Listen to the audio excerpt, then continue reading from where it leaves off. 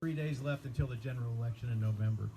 And again, the significance of the three things we're talking about: the Value Them Both Amendment, Danny's pursuit of helping our education system, and then the 40th district for me. Thank you all for coming out.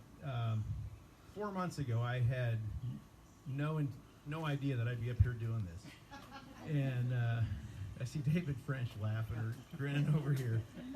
It truly is a calling. I didn't know what I was going to do when I got out of the Navy, and I do believe that, and I do pray, and I asked the guy upstairs today, is this really what you need me to be doing right now? And he didn't tell me no, he didn't tell me yes, so I'm saying that this is what the big guy wants me to be doing right now. Okay, so a little intro to me. Most of you know me. I'm not going to go into this into too much detail, but my background is this: 28 years in the United States Navy, retired as a captain, both active duty and reserve. That's given me one body of experience. And I see my good friend Pat McGlynn around here somewhere. Where's Pat? Sneaking up behind you. Sneaking up behind me. About 38 years now ago, I started working with Pat McGlynn here in the plant in Leavenworth. Pat was my boss at one time. I spent 36 years working for Hallmark.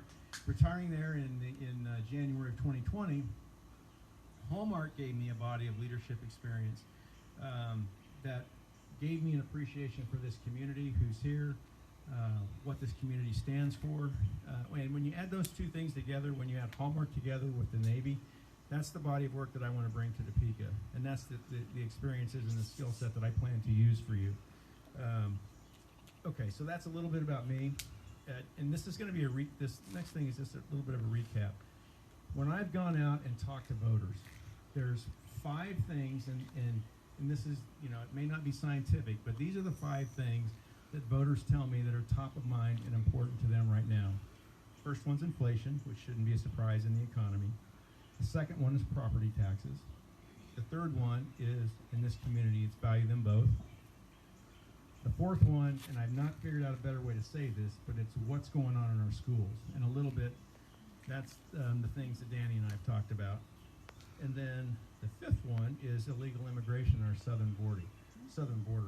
Those are the things, when I go around and talk to neighbors, when I ask them what's top of mind for you as a voter, those are the issues that they want their state representatives and their state government to work on, and to know that we represent the interests of this community, and that's what I pledge to you I'll stand for. The bad news is there's no silver bullet for any of those things. There's no magic prescription that we can take that will fix every one of those issues. But we elect representatives to work on those daily, to grind through them. And I look at David over here, he's got his arms crossed. He said, learning the legislative process is an uphill grind, but you will figure it out. And you will figure out that there are things that we can do. At the state level, there's a taxpayer bill of rights that Speaker Hawkins has talked about.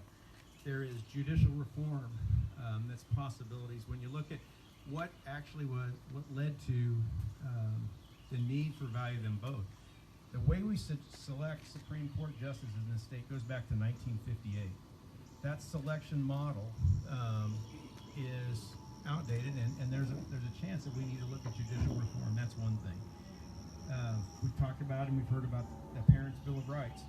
We've heard about, from Speaker Hawkins and Derek Schmidt, elimination of taxes on retiree income.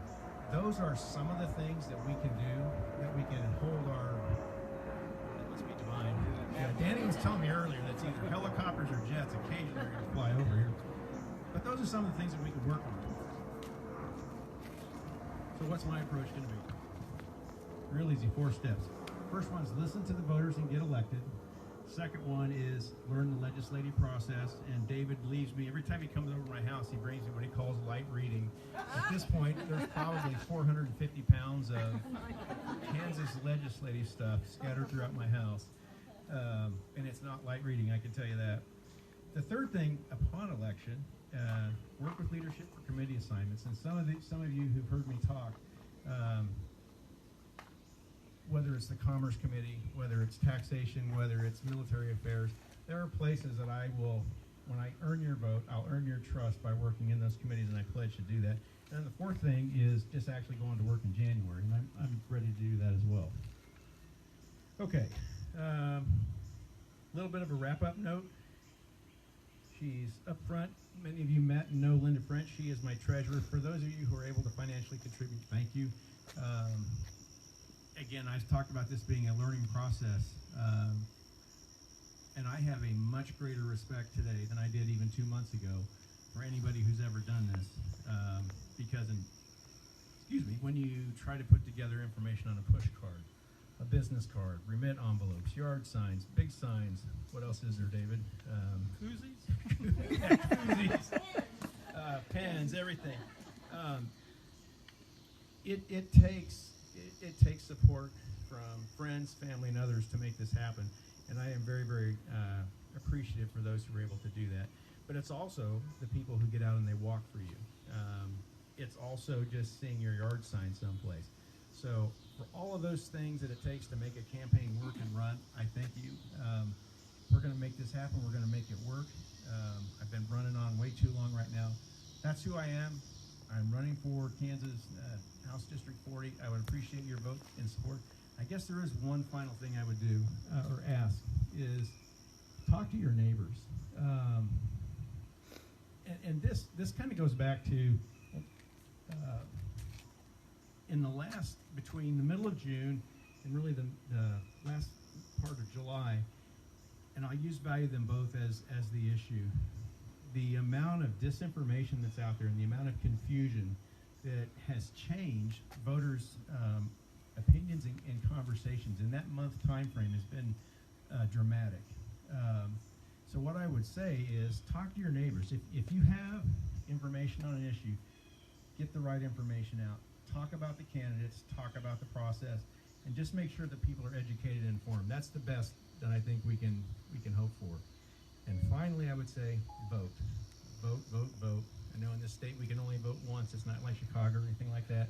But please vote, and I appreciate it. Thank you so much.